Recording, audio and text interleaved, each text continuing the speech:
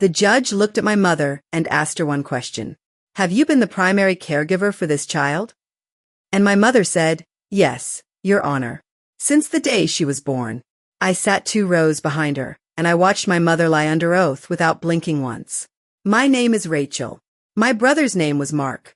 And this is the story of how I found out my own parents forged legal documents to steal custody of his daughter, and how a filing cabinet in a stranger's office ended up saving a 5-year-old girl's life. Mark was 31 when he died. Army Staff Sergeant, 2nd Deployment, killed by an IED outside a checkpoint nobody back home could pronounce the name of. I remember the 2 soldiers on my porch before I remember almost anything else from that year. Dress uniforms.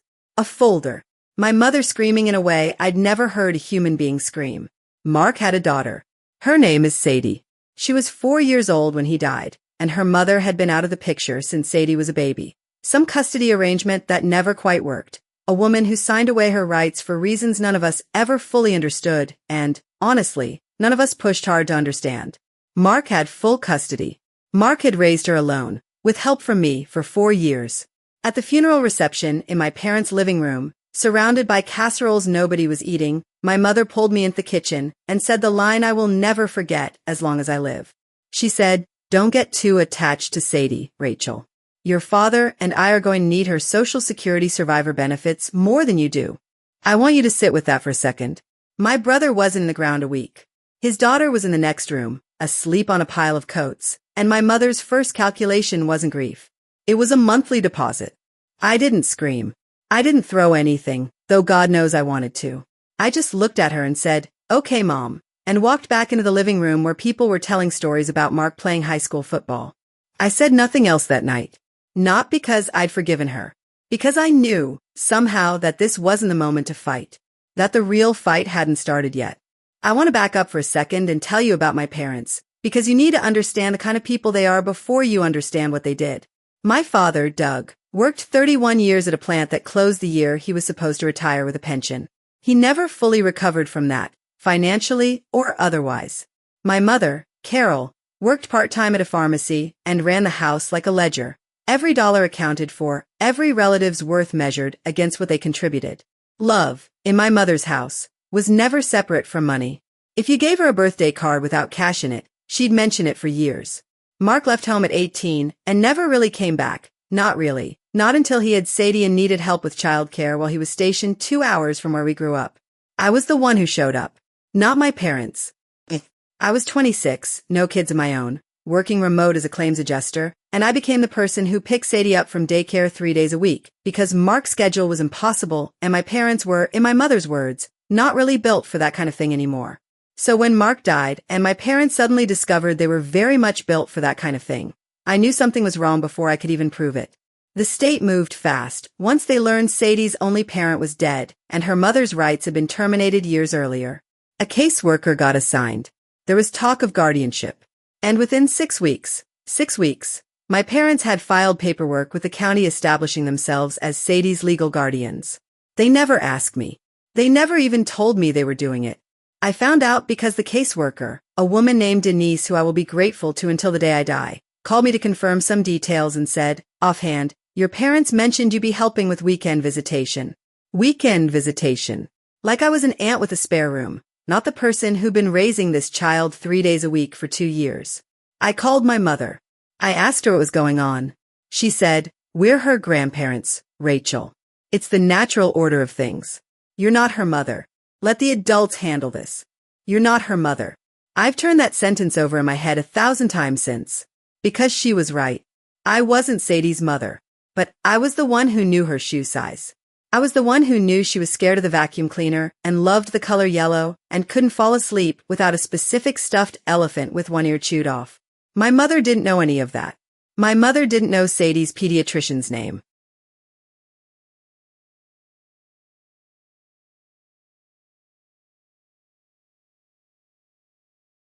So I did the only thing I knew how to do. I showed up anyway. I want to tell you about the next 18 months, because I think it matters, even though it's not the flashy part of this story. This is the part where nobody was watching. I drove 90 minutes each way every single weekend to see Sadie. I packed her lunches when my parents forgot, which was often. I filled out her school enrollment forms because my mother told the school she'd get to it eventually. I paid for her dance class out of my own checking account because my parents said money was tight, despite the survivor benefit checks arriving every single month. I sat in a folding chair at her kindergarten holiday concert while my parents stayed home because my father said his back was bothering him. I held her hand at her first dentist appointment because she was terrified, and my mother had dropped her off and left to run errands. I did this. I did that.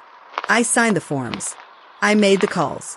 I remember the allergy, the appointment, the shoe size that changed every 4 months because 5-year-olds' feet apparently have no respect for anyone's budget. I did the invisible labor of loving a child that nobody claps for. My parents, meanwhile, posted pictures on Facebook of Sadie at the zoo, a trip I later found out I'd paid for because my mother asked to borrow $300 for Sadie's outing and never once took her anywhere else that whole year. That's the thing about performative love. It photographs beautifully. It just doesn't show up at 6 a.m. when a kid has a fever and can't go to school. The hidden truth in this story didn't fall into my lap. I had to go looking for it, and I only knew to look because something felt wrong in my gut for months before I had a shred of proof. It was the guardianship renewal paperwork that tipped me off. In our state, temporary guardianships need periodic court review, and I'd started asking Denise, the caseworker, if I could see the filings. Just to understand the process, I told her, not because I suspected anything yet. Denise pulled a favor and let me look at the file in her office one Tuesday afternoon, and that's when I saw it. There was a consent form, a document dated 8 months before Mark deployed for the second time, the deployment that killed him, stating that Mark had voluntarily designated his parents as Sadie's guardians in the event of his incapacitation or death. It had his signature on it. I knew my brother's handwriting. I'd known it my whole life. Notes he left on the fridge, birthday cards, the way he signed his name with a little loop on the K that he'd done since middle school. This signature didn't have the loop. It was close. It was good. But it wasn't his. I didn't say anything to Denise that day. I asked if I could photograph the document, and she let me, probably not realizing what I was about to do with it. Then I called a lawyer. Her name was Patricia Alvarez, a family law attorney a coworker had recommended, and I sat in her office and slid my phone across the desk and said, "I think this signature is forged." She looked at it for a long time. Then she looked at me and said something I'll never forget. She said, "Rachel, if you're right about this isn't a family disagreement anymore. This is fraud." Patricia had a forensic document examiner she'd worked with before, a quiet, meticulous man named Robert, who looked at signatures for a living and testified in court about things like pen pressure and stroke direction. I paid him out of my savings, money I'd set aside for a kitchen renovation I never ended up doing, and I don't regret a dollar of it. 3 weeks later, his report came back. The signature on the guardianship consent form was, in his professional opinion, not a genuine match to verified samples of Mark's handwriting. The pen pressure was inconsistent with Mark's known writing samples in 11 separate places. Someone had traced it. Patricia sat me down and explained what this likely meant. Somebody had access to a document with Mark's real signature, maybe a card, maybe a form he'd signed at their house, and traced over it onto a form claiming he'd designated his parents as guardians. It wasn't just wrong. It was a felony. Forgery of a legal document, potentially fraud, potentially perjury if anyone had sworn to its authenticity in a filing. I confronted my mother on the phone before I did anything with the lawyers, because some small, stupid part of me still hoped there was an explanation. I said, "Mom, did Dad sign Mark's name on this guardianship form?" There was a pause, a long one, and then my mother said the words that ended, permanently, whatever relationship we had left. She said, "Rachel, be reasonable. We raised him. We deserve this more than you do. And if you push this, you'll be dragging your dead brother's name through court for nothing. Is that really what you want people to remember about him?" That was the entitlement right there laid bare. Not an apology. Not even a denial, really. Just a demand that I stay quiet, wrapped in a thread about Mark's memory, as if defending his daughter from fraud was somehow an insult to him. I told her I'd think about it. I did not think about it. I told Patricia everything, and Patricia filed an emergency motion challenging the guardianship on the grounds of fraudulent documentation, with Robert's forensic report attached as evidence, and requested that the court appoint me as Sadie's guardian instead, given 18 months of documented, continuous care. The hearing happened on a Thursday in March. I remember it was raining. My parents showed up in their church clothes, the outfits they wore to look respectable, and I remember my mother's face when Patricia called Robert to the stand. Robert walked the judge through the analysis slowly. Line spacing. Pen lift patterns. The absence of the small looped stroke that appeared in every one of 11 verified samples of Mark's actual signature, taken from tax documents, a lease, and a card he'd sent me for my 30th birthday that I'd kept in a shoebox and never imagined would end up as courtroom evidence. He testified, plainly, that in his professional opinion the signature was not authentic. Then Patricia asked my father directly, under oath, where the original consent form had come from.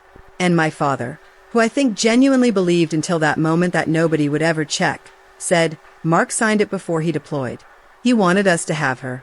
Patricia asked him to explain, then, why the ink and pen pressure didn't match any of Mark's known writing. My father had no answer. He just sat there. My mother sat beside him, and for the first time in my entire life, I watched my mother have absolutely nothing to say. The room went quiet. Not the kind of quiet where people are being polite. The kind of quiet where everyone in the room understands, all at once, exactly what happened, and nobody needs it explained twice. The judge didn't raise his voice. He didn't need to. He just closed the folder in front of him and asked my parents' attorney if his clients had anything further to add. They didn't. I didn't stand up and scream that I'd been right. I didn't say a single cruel word to my parents in that courtroom. I let the document speak. I let Robert's report speak. I let my father's stammering, empty answer speak. That was enough. The judge ruled 2 weeks later. He terminated my parents' guardianship, citing the fraudulent documentation and the forensic findings. He granted me full legal guardianship of Sadie, citing, in his written decision, 18 months of consistent, documented primary care and noting, this is the line Patricia read to me over the phone, and I've kept a printed copy of it in Sadie's baby book. That the record reflects a pattern of genuine caregiving by the petitioner, in stark contrast to the respondent's documented absence from the child's daily life. The county referred the forgery to the district attorney's office.